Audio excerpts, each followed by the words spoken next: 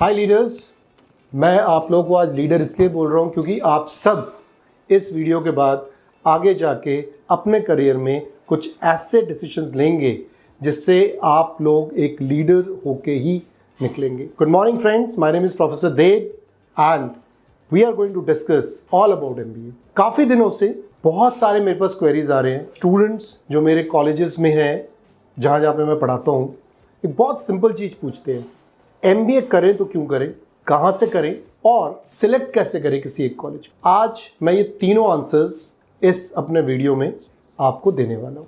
So we will go one by one. First, why one should do an MBA. बहुत simple question है, बहुत simple answer. अगर आपको एक स्मूथ करियर चाहिए, अगर आपको एक ऐसी करियर चाहिए जिसमें कोई रुकावट ना हो, अगर आपको एक ऐसी करियर चाहिए जिसमें रेगुलर प्रोग्रेशन मिलती रही, मतलब प्रमोशन मिलते रहे, सैलरीज बढ़ते रहे, आप एक बहुत कॉन्फिडेंट इंसान बनना चाहते हैं, इन that case the only answer is MBA. मेरे हिसाब से आप जैसे ही अपना ग्रेजुएशन कंप्लीट करते हैं, you must do your MBA then and there itself without even wasting single year. कई ऐसे लोग होते हैं जो ये कहते हैं कि क्या एमबीए इमीडिएट ग्रेजुएशन के बाद करें या कुछ एक्सपीरियंस लेने के बाद करें। मेरा आंसर एक ही है, एमबीए इमीडिएट ग्रेजुएशन के बाद करना चाहिए। वो भी अगर अपॉर्चुनिटी है, पेरेंट्स सपोर्ट कर सकते हैं, आप लोन लेके एमबीए कर सकते हैं, इन that case you must do it offline, not even part time, distance और ऑनलाइन। हाउएवर, मैंने अलग अलग वीडियोस बनाए हैं जिसके अंदर मैंने इन्फॉर्मेशन दिया हुआ है, ऑनलाइन के क्या फ़ायदे हैं, ऑफलाइन के क्या फ़ायदे हैं और कहाँ से करना चाहिए, कब करना चाहिए। बट इस वीडियो में हम तीन ही पॉइंट्स पे बात करेंगे, why MBA, how to select a college and MBA versus PGDM. Now continue करते हैं वाई एमबीए में। मैंने सबसे पहले बता दिया आपको, सिंपल आंसर है, एमबीए क्यों करना चाहिए वो मैं आपको बता चुका हूँ। बट इसके प्लस पॉइंट्स कुछ और है, आप उनको नोट कर सकते हैं अगर आप एमबीए करना चाहते हैं। सो एमबीए का जो फर्स्ट क्राइटेरिया है, that criteria is to write a test, give an interview और maybe a GD also. So to write that test, you will have to prepare for basic mathematics, aptitude and verbal English. अब आपकी जो पढ़ाई है वो बिल्कुल अलग पढ़ाई हो जाती है। आपने बीबीए में कुछ और पढ़ा है, बीकॉम में कुछ और पढ़ा है, बीसीए में, बीटेक में कुछ और पढ़ा है, बट यहाँ पे आप एमबीए के लिए जो पढ़ाई कर रहे हैं, basically you are learning and you are doing the IQ level courses. So ये एक बेसिक रिक्वायरमेंट है एमबीए की।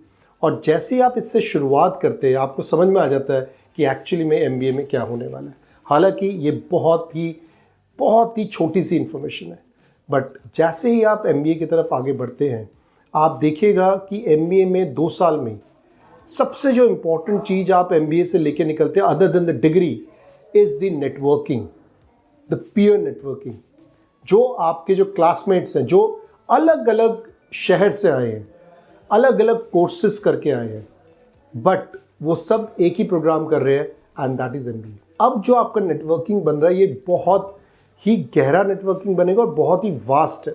आप सोचिए कि आप किसी एक कंपनी में जॉब कर रहे हैं और आपके पास कुछ ऐसी रिक्वायरमेंट है कि आपको किसी और कंपनी में जाके आपके प्रोडक्ट को प्रमोट करना है, और उस कंपनी में आपका एक क्लासमेट बैठा हुआ है या आपका सीनियर या जूनियर बैठा हुआ है, then it's very easy for you to get that business. Now this is the networking that I am talking about.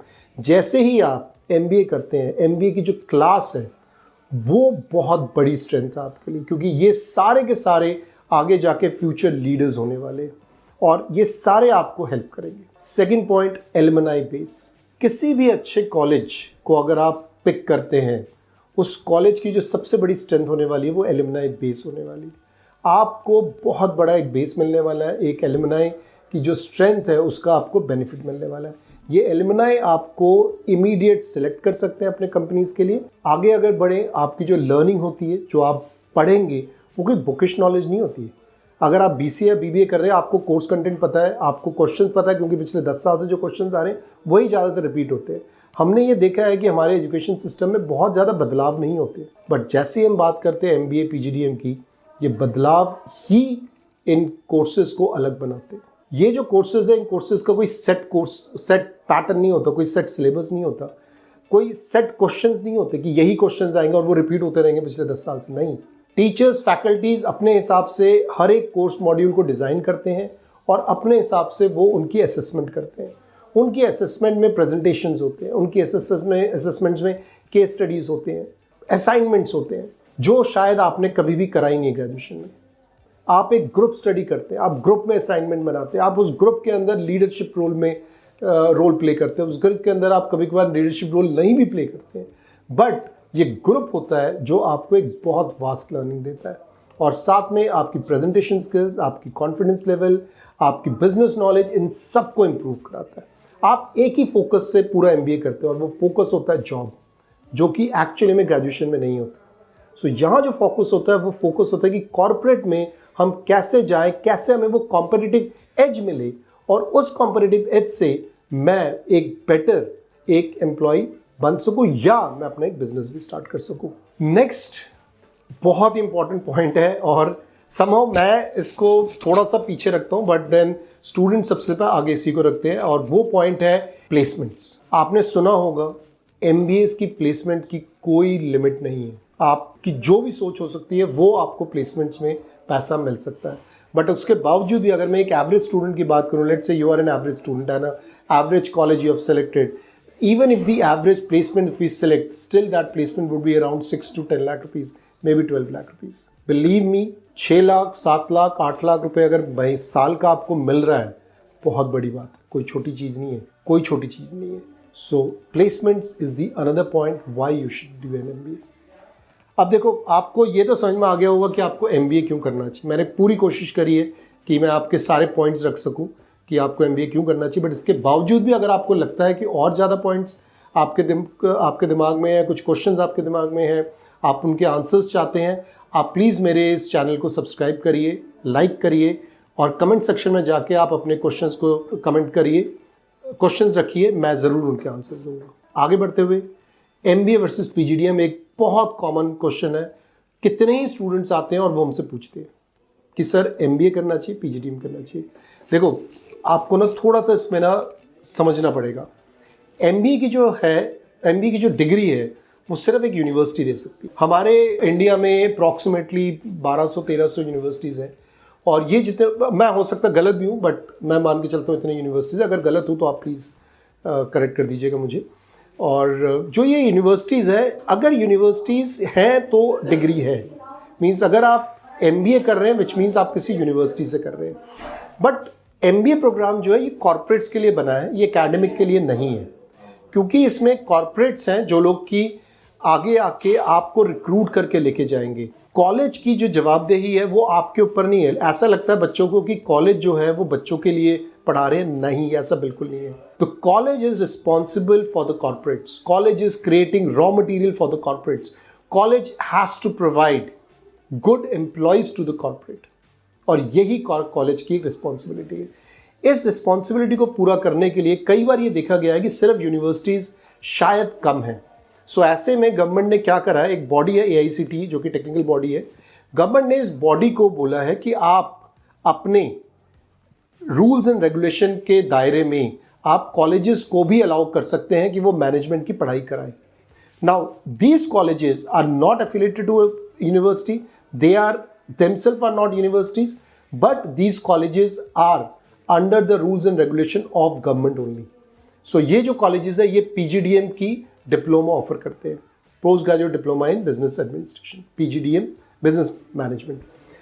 So even अगर आप PGDM कर रहे हैं किसी कॉलेज से और साथ में अगर वो कॉलेज NAAC एक्रेडिटेड है, एट द सेम टाइम वो कॉलेज AIU अप्रूव्ड है, इन दैट केस आपको फिक्र करने की कोई ज़रूरत नहीं है, बिकॉज एक PGDM college with NAAC accredited and AIU approval, ये कॉलेज MBA के बिल्कुल बराबर है।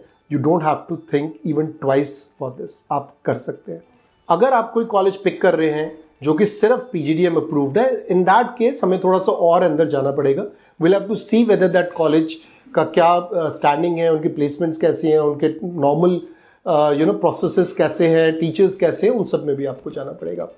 और सबसे बड़ी बात है कि अगर हम इन सब सिस्टम में एंटर कर रहे हैं तो हमें ये भी देखना पड़ता है कि कॉलेज की फैकल्टी कैसी है, कॉलेज का इंफ्रास्ट्रक्चर कैसा है, कॉलेज के अंदर क्या क्या फैसिलिटीज़ हैं जिससे कि एक जो स्टूडेंट है वो अपने करियर को और बेटर निखार सकता है। सो कॉलेज के अंदर जब भी हम सिलेक्शन की बात करते हैं, या चाहे MBA हो या PGDM हो, हमें ये ज़रूर देख लेना चाहिए कि उस कॉलेज के फैकल्टीज़ और इंफ्रास्ट्रक्चर्स कैसे, because at the end of the day it's a faculty जो आपको पढ़ाएगा, इंफ्रास्ट्रक्चर जिसको आप यूज़ करके आगे प्लेसमेंट की तरफ जाएंगे। देखिए, एक मेरे बहुत अच्छे फ्रेंड हैं, बहुत ऊंचे ऊंचे पोस्ट पे वो रह चुके हैं। आज के डेट में वो बहुत सारे एंटरप्रेन्योर्स को सपोर्ट करते हैं। उन्होंने एक बात कही थी, मैंने उनसे पूछा था कि आप किन को प्रेफर करोगे, एकेडमिशियंस को या जो लोग सिर्फ प्लेसमेंट की तरफ देखते हैं। कॉलेजेस जो बहुत अच्छा प्लेसमेंट देते हैं बट एकेडमिक्स में ज़्यादा ग्रेट नहीं है, बहुत सिंपल उसने आंसर दिया था और हिंदी में दिया था, बहुत दिल को मेरे छू गया था वो आंसर था कि दोस्त, अगर एकेडमिक स्ट्रांग है तो प्लेसमेंट तो झक मार के भी मिलेगी। बहुत पते की बात है। अगर आपकी एकेडमिक स्ट्रांग है, अगर आपको बिजनेस नॉलेज अच्छी मिली है, अगर आपके पास बिजनेस की कंप्लीट नॉलेज है, जो आप करना चाहते हैं उसकी क्लैरिटी है, आपके पास टीम बिल्डिंग स्किल्स है, आपके पास लीडरशिप स्किल्स हैं, आपकी कम्युनिकेशन स्किल्स अच्छी हैं, कोई आपको जॉब के लिए नहीं रोक सकता। बिल्कुल सही कहा था उसने कि जॉब तो झक मार के भी मिलेगी। So do not ever look for placements in a college, always look for the infrastructures, faculties, alumni base and all those stuffs. So I think मैंने आपको आंसर दे दिया है। MBA वर्सेस PGDM दोनों बिल्कुल इक्विवेलेंट है। अगर आपको बिल्कुल ही स्ट्रॉन्ग आपको MBA ही करना है, you have to go to the universities. अगर आपके लिए PGDM चलता है, छोटा कॉलेज चलता है, in that case you can look for PGDM with AIU approval और NAC accredited। और अगर ये दोनों नहीं है, in that case look for the faculties and the placement. So even PGDM will do. This is the second point.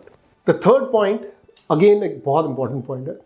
हर कोई ज़रूर कभी ना कभी मेरे से पूछता है कि सर, हम एक कॉलेज सेलेक्ट करें तो किस बेसिस पे करें। मैंने इसके कुछ आंसर्स आपको पहले भी दिया है, मैं उनको थोड़ा सा कंसोलिडेट करके मैं इसको रखने की कोशिश करता हूँ। कॉलेज सिलेक्शन करने के ना बहुत सिंपल तरीका है जो मैं हमेशा रिकमेंड करता हूँ। आपके ऊपर है, आप उसको एक्सेप्ट कर सकते हैं या उसमें कुछ चीज़ें ऐड भी कर सकते हैं।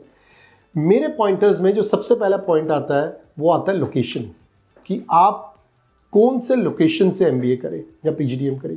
कॉलेज सिलेक्शन क्राइटेरिया में लोकेशन काफ़ी ऊपर है। आप सिंपल स्टैटिस्टिक्स से, मैंने एक वीडियो भी इसके ऊपर डाला हुआ है, आप मेरे वीडियो लिंक्स पे जा सकते हैं, उस वीडियो को देख सकते हैं। मैंने प्रॉपर रिसर्च करके उस वीडियो को बनाया था। उस वीडियो में साफ निकल के आया था कि जो सबसे ज़्यादा जॉब्स हैं वो दिल्ली NCR में है। अगर 100 फ्रेशर्स के लिए जॉब्स हैं, 26 jobs are there in Delhi NCR। उसके बाद मुंबई रीजन आता है, उसके बाद फिर बैंगलोर, पुणे, हैदराबाद, कलकत्ता, जो बहुत ही कम है। But Delhi NCR gives you the maximum number of job, which is 26%। So location आप प्लीज़ सबसे पहले जॉब के हिसाब से देखें। कई बारी लोकेशंस में जॉब के अलावा आपको एरिया भी देखना होता है। जैसे अगर आप फाइनेंस और प्योरली एडवर्टीजमेंट मार्केटिंग में जाना चाहते हैं, इन that case you should choose Mumbai. आप IT में जाना चाहते हैं, आपका MBA IT से रिलेटेड है, in that case you should choose Bangalore. So ऐसे कई अलग अलग लोकेशंस हैं जिसको आप पिक कर सकते हैं। आप प्लीज़ मेरे उस वीडियो को देखिएगा। सेकेंड पॉइंट आता है कि वहाँ के फैकल्टीज़ कैसे। देखो, सिंपल सी चीज़ है, आपको पढ़ने जाना है, आपको 2 साल पढ़ना है। अगर आपके पास अच्छे फैकल्टीज़ नहीं है तो बहुत ज़्यादा फायदा नहीं है। मैं अच्छे फैकल्टी का मतलब ये नहीं कह रहा कि the faculties has to be from IIMs और other places. No, the faculty should be good enough to teach you, to train you, to make you a good professional. हमें ऐसे फैकल्टीज चाहिए। आप फीडबैक ले सकते हैं, इंस्टाग्राम पे जाइए, लिंक्डइन पे जाइए, वहाँ पे उस कॉलेज के पुराने जो एलुमनाइज हैं उनके साथ कनेक्ट होइए एंड देन सी कि कैसे आपको अच्छे फीडबैक मिलता है फैकल्टीज़ का। But faculties feedback is very important.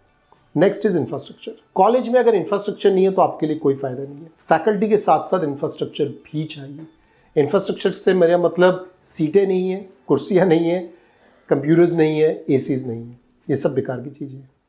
Infrastructure से मेरा मतलब है उस कॉलेज के पास कितने रिसर्च जर्नल्स हैं, उस कॉलेज के पास कितने डेटाबेसेस के साथ टाइप्स कर रखा है उस कॉलेज ने, वो कॉलेज क्या केस स्टडीज़ के साथ पढ़ाई कराता है। अगर कराता है तो वो केस स्टडीज़ कहाँ से पिक करते हैं, हार्वर्ड से पिक करते हैं या कहाँ से पिक करते हैं। सो इंफ्रास्ट्रक्चर से मेरा मतलब है कि वो कॉलेज रिसर्च में कितना स्ट्रांग है।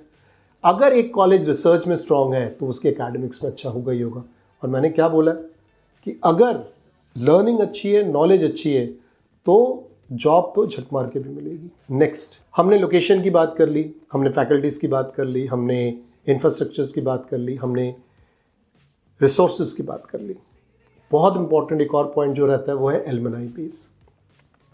देखो एलुमनाई जो है वो आपको बहुत हेल्प करेगा और वो हेल्प हर तरीके से करेगा। आप बिजनेस स्टार्ट करना चाहते हैं, आप जॉब देखना चाहते हैं, अगर कोई 10 साल पुराना 10-15 साल पुराना कॉलेज है तो उसके एलुमनाइज भी 10-15 साल पुराने हैं। खुद आप देखो, अगर आप आज 22 साल के हो, 25 साल 24-25 साल में अगर आप MBA करके निकल रहे हो, 15 साल एक्सपीरियंस, मतलब आप 40 साल के हो। 40 साल में एक इंसान वाइस प्रेसिडेंट लेवल तक पहुंच जाता है। 40 साल में एक इंसान अपना बिजनेस स्टार्ट कर लेता है, विच मीन्स कि आपके लिए रिक्रूटमेंट उतनी आसान होगी, क्योंकि जिस कंपनी में आप जाना चाहते हो सकता है उस कंपनी का वाइस प्रेसिडेंट आपका एलुमनाई हो, और अगर ये हो गया तो जॉब आपकी पक्की है। सो एलुमनाई बेस को आप ज़रूर देखिएगा। हाँ, इसमें एक और चीज़ मैं ऐड करना चाहूँगा कि बच्चे कहाँ से आ रहे हैं। आपको एक और चीज़ देखना है कि जो आपकी जो बैच बनेगा, जो 60 स्टूडेंट्स का जो आपका बैच बनेगा, this batch should be a mix of all. Engineers भी होने चाहिए, BCA भी होना चाहिए, BTech भी होना चाहिए, BBA भी होना चाहिए, BA भी होना चाहिए। हर तरीके का बच्चा हो, हर रीजन से बच्चा हो, हर एथनिक ग्रुप का बच्चा हो, हर रिलीजन का बच्चा हो। एक बहुत ही इंटीग्रेटेड बैच होना चाहिए, तब जाके आप यकीन मानिए आपकी जो ग्रोथ होगी आगे जाके बहुत अच्छी होने वाली। Because not only that you will be learning the language, culture, religion of the different people, those who are coming from different region. This learning will get converted into your businesses. Because अगर कोई ऐसी job आपकी पास आ जाती है जहाँ पर आपको इन सारी चीज़ों की ज़रूरत है, तो वो आपके पास ऑलरेडी है। So look for the batch also. Now the last, do look for the placements. Do look for the placements. But placements में ना ये मत देखिए कि हाईएस्ट पैकेज क्या है, लोएस्ट पैकेज क्या है, क्योंकि ज़रूरी नहीं हाईएस्ट आपको मिलेगा। कई लोग होते हैं जो एवरेज पैकेज देखते हैं, गलत है। स्टैटिस्टिकली मीडियन देखें तो भी समझ में आता है, एवरेज तो बिल्कुल नहीं देखना चाहिए। आपको प्लेसमेंट्स में देखना क्या चाहिए, आपको सैलरी नहीं देखनी चाहिए। You should look for the companies those who are coming to the college. क्या बिग फोर्स आ रहे हैं, क्या अच्छी रिटेल कंपनीज आ रही हैं, फार्मास्यूटिकल कंपनीज आ रहे हैं, क्या वो कंपनीज जो सैलरी दे रही है क्या वो बेस्ट ऑफ द इंडस्ट्री है। क्योंकि ऐसे कई आपको ऑप्शंस मिलेंगे कि कंपनीज आए हैं बट उन्होंने बेस्ट ऑफ द सैलरीज नहीं ऑफर करा, बल्कि किसी और कॉलेज को कर दिया। सो ऐसा क्यों है? Please do not look for salary, this is the biggest mistake that you can do. What you should look for is the companies. कितने कंपनीज आ रहे हैं, कैंपस में आ रहे हैं या आपको बाहर जाके लेना पड़ रहा है। लुक फॉर द कंपनीज जो कैंपस में आ रहे हैं, जो कैंपस में आके रिक्रूट कर रहे हैं और वो ईयर ऑन ईयर आ रहे हैं। Now that is what you have to look. So friends, जो मेरे पास नॉलेज था इतने दिन से, जो भी मैंने पढ़ के जो मैंने नॉलेज एक्सपीरियंस गेन करा, मैंने सारा आपको देने की कोशिश करा। प्लीज़ मैं दोबारा रिक्वेस्ट करूँगा, अगर आपको और इन्फॉर्मेशन चाहिए आप मेरे चैनल को सब्सक्राइब करिए, लाइक करिए। इन एडिशन टू दैट आप कमेंट सेक्शन में अपने कमेंट छोड़ सकते हैं। मैं पूरी कोशिश करूँगा कि आपने जो भी क्वेश्चंस पूछा उनका मैं प्रॉपर तरीके से आपको आंसर्स दे सकूँ। Thank you, all the best, you are going to be a leader.